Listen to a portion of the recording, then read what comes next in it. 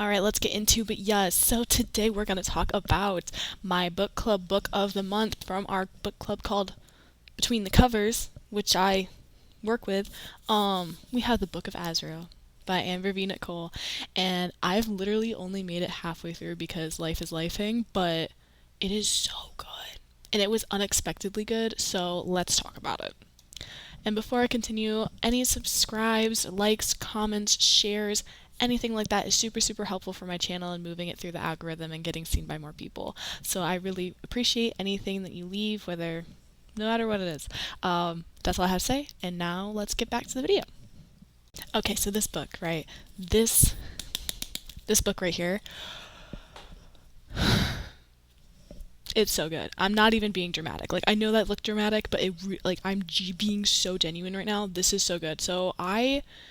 This book was suggested to me by a follower and a book club member, and I really wasn't sure because I don't avoid thick books, but I wouldn't say I necessarily aim for them. So that was number one.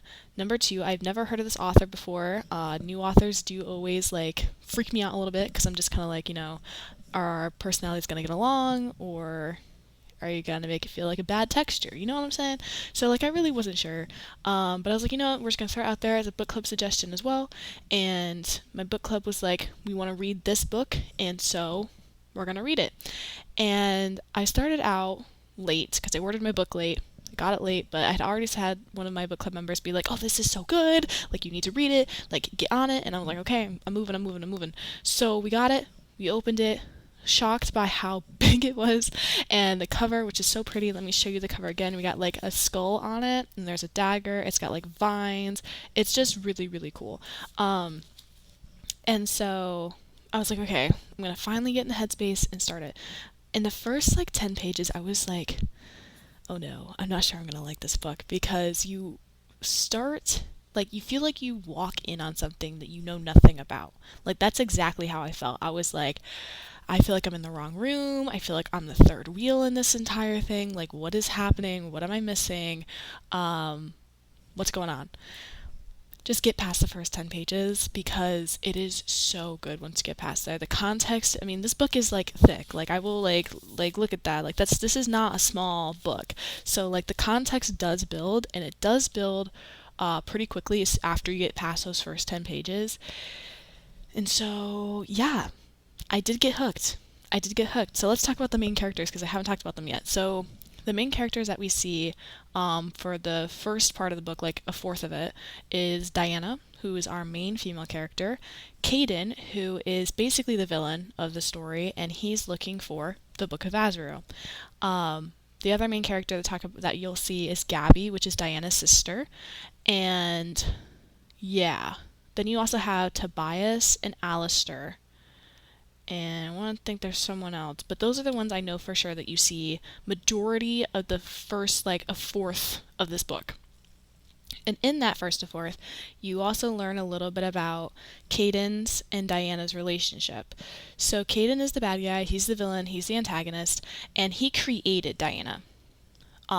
This entire story is set in a universe in which a bunch of planets collided and a bunch of species lived together. So you have vampires, werewolves, celestials, mortals.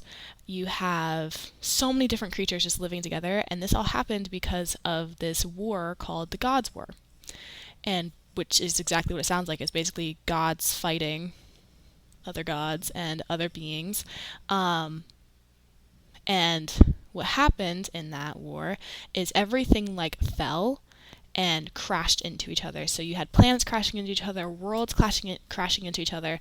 And during this time when everything was falling, Diana had her own life. This is centuries ago. She had her own life.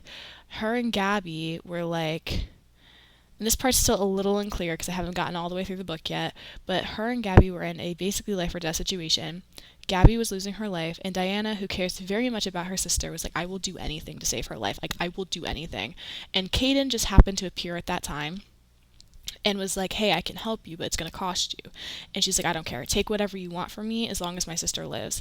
So Caden basically took Diana's life and loyalty and Yeah, basically loyalty. He turned her into this like demon thing, which I can't pronounce the name of. I'm so sorry. I think it's like Ignomorph or something like that. It's it's definitely not what I just said, but it's something similar. And basically, she can shapeshift into anything she wants. She can breathe fire, hold fire, throw fire. She also has blood dreams, so she has to consume mortal flesh and blood to basically rejuvenate and like it's her energy source. But when she does feed, she can see into that person's memories and finds important information, which is what it's used for in that first part, for Caden, because again, Caden's looking for the Book of Azrael, which apparently is supposed to grant him like a bunch of power to take over the world and the universe and put everything back correctly as he thinks. And so that's what he's been using her for. They've been together for centuries, and by together, I mean she is his pawn, she is his possession, and they sometimes are lovers, but not like, aw, lovers, more like, we're gonna fuck now, basically. So that's Diana and Caden's story. Okay, to dive deeper in on Gabby, so Gabby is Diana's sister. Her life is pretty normal. She doesn't have ties to Caden. The only reason Caden's really even in her life is because of Diana. But she lives a very normal life. She lives in the mortal world. She has a boyfriend. She works as like a doctor and helps people. She does have some power, but it's nothing like Diana. She doesn't breathe fire. She can't shapeshift. She doesn't have blood dreams. Hers is a lot more like pure, if you will. She can make people feel calm and have a sense of happiness and alleviation. And she also has lived forever too. Like she's lived as long as Diana has. Like they're both very old. So that's another thing to keep in mind is like it does really feel like you're walking in on something in this book because there's so much that happened that you don't know about, and the timelines don't all add up yet. But Gabby and Diana are both like hundreds of years old. Like they are not 23. Like they're 703. I don't know, but they're hundreds of years old. So that's Gabby. Then who'd I say? Tobias and Alistair are both underlings for Caden. They've worked with him for a long time, and they both can't remember which one. One of them was a bit more jealous than the other of the fact that Diana got moved up to second in command and took their spot, bumping them down to 3 and 4. And it's always likes to pick fights with Diana and threaten to like do something to her sister, which would break Caden's contract with Diana, so they never actually mess with Gabby. But that's Tobias and Alistair. And then, so that, there's a lot that happens in the first fourth of this book. We start out seeing Diana basically kill people to get information about this book for Caden. And then we keep going through the story and see them have to go to these different like burial sites and places for them to find more information about this book that's supposed to basically reveal answers about like everything in this universe and how to do things. You also see how Caden leads. He's very, it's like a dictatorship. Like he's very much like, if you don't agree with this, if you are going to step out on me, then you are not going to have a part in the world that I'm trying to create, and he will kill you. He will send Diana to kill you, or he will kill you himself. And so Diana's had to kill many people on behalf of Caden, and it's basically said in the beginning that her weakness is her mortal heart, and Caden kind of like wishes he could rip it out, but she would die. So, pros and cons to every situation, right? And she, as in Diana, she only gets to see her sister whenever Caden lets her. So it's not every week, it's not even every month. Sometimes it's multiple months until she gets to see her sister again because of Caden. I think there's even been a couple times where it's been like a year, and she only gets to see her sister as long as Caden allows. And this visit that we do see, she gets to see Gabby for about 2 weeks, but Diana doesn't even feel like she can rest during that time and actually enjoy her sister's presence because she's constantly on guard. Like, is someone coming after her? Is someone coming after Gabby? Is Caden calling? Is Caden calling her back? Is Tobias and Alistair going to come for her to bring her back to Caden? Like, there's a lot of worry and anxiousness that goes into Diana's life, all to protect her sister. So there's that. And in this visit that we see, it's about 2 weeks long, and there's weird stuff that happens that's not normally happening. Like most of the time, Diana knows when Caden needs her, but like he doesn't normally leave her silent this long. Like he normally is texting or calling for her to come back, and he hasn't been. And so that makes her feel a little nervous, a little on edge.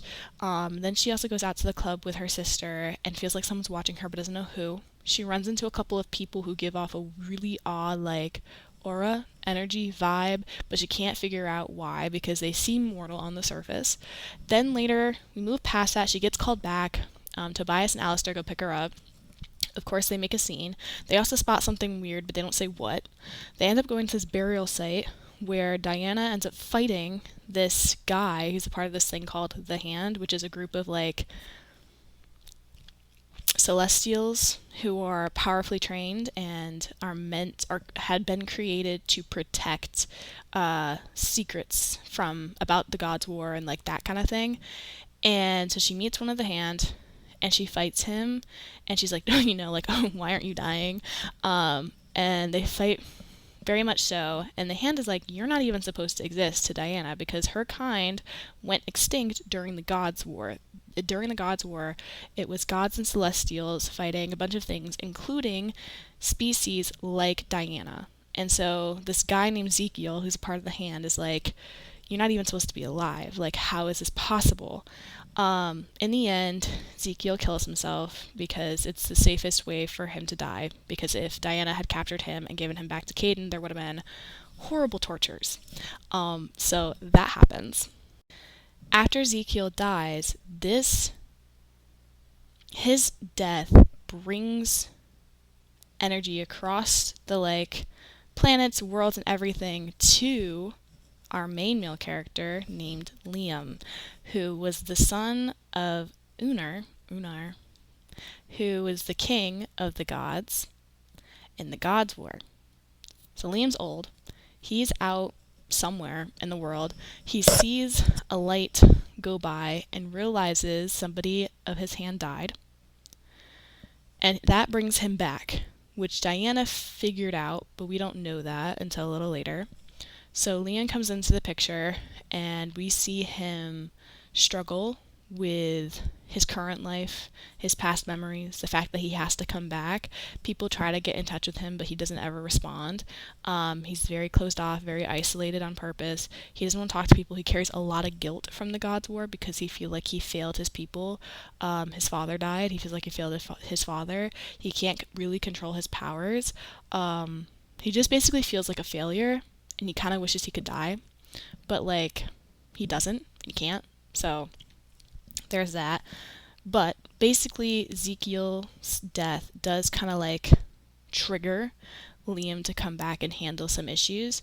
So he comes back, and everybody who's under him, so like the main people we see is Logan, Vincent, and Navera.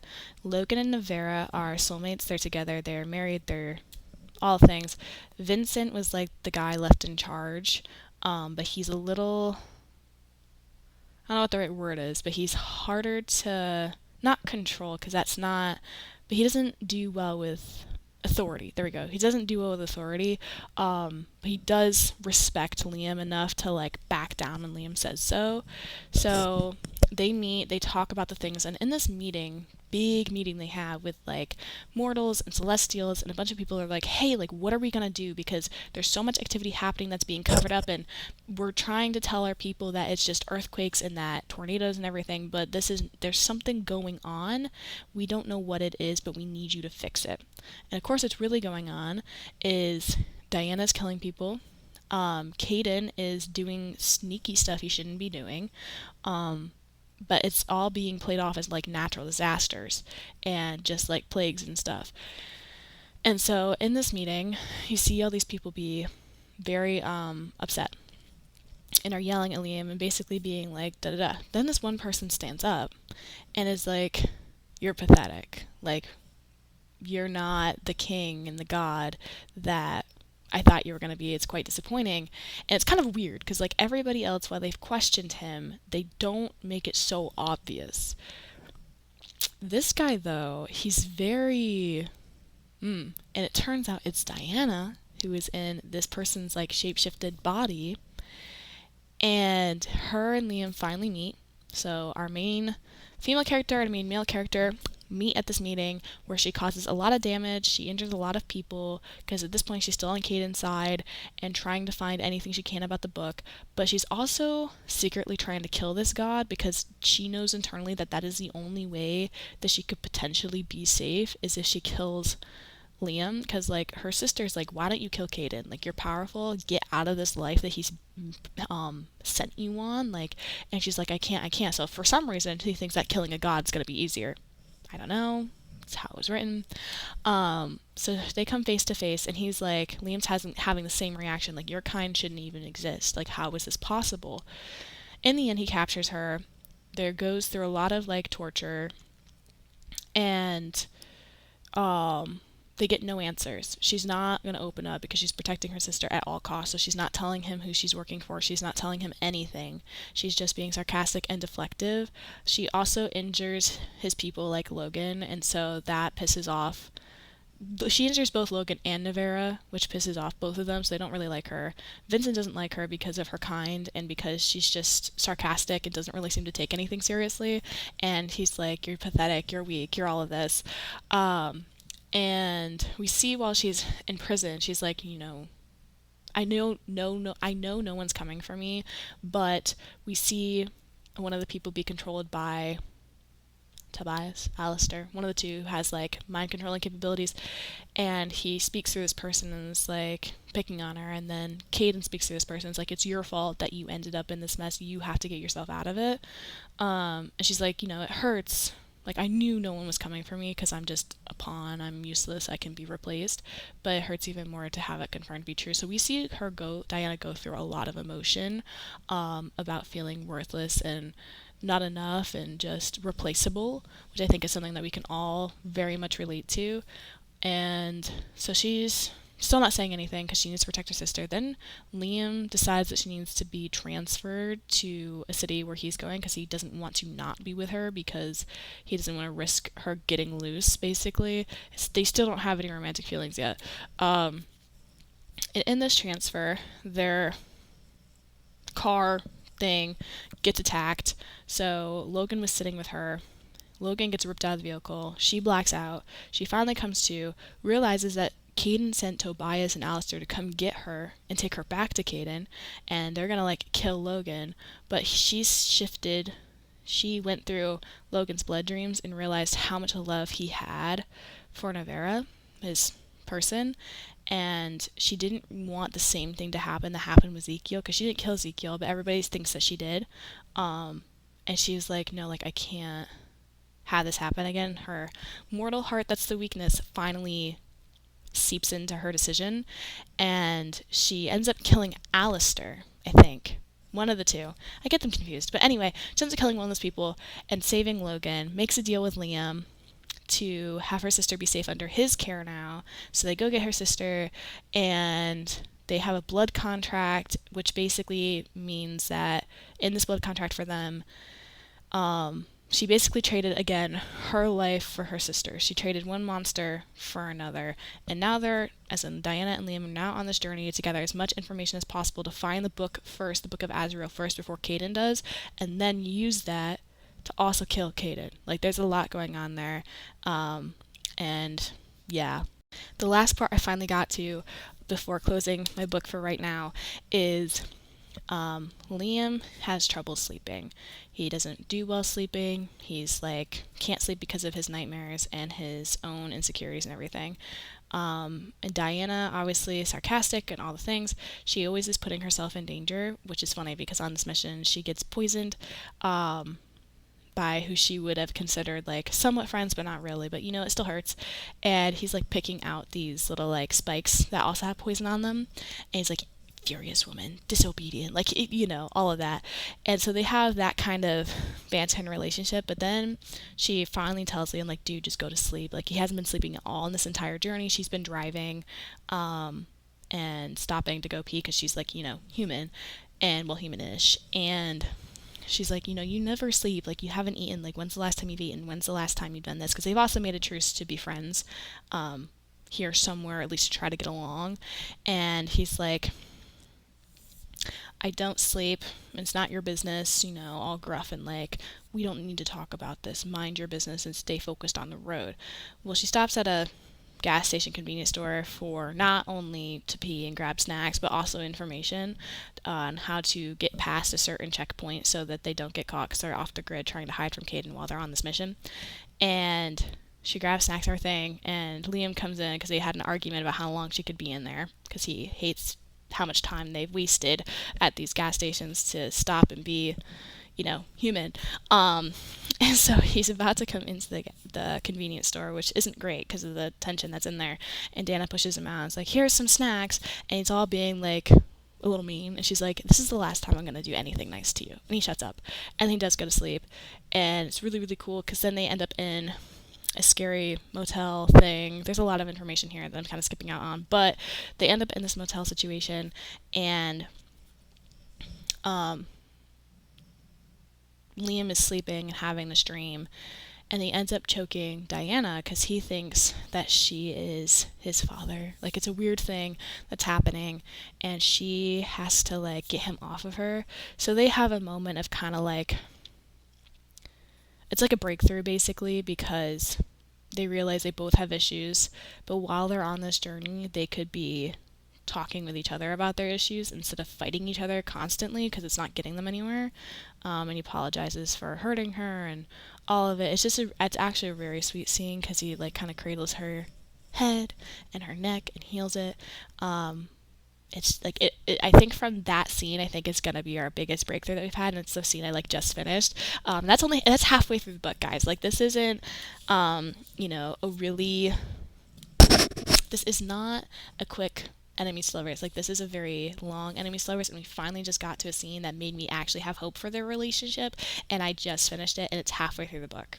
So keep that in mind when you go to read this book. I'm only halfway through, so I don't have the full story, but since the story is so big and there's so much to cover, I'm not even sure I covered everything.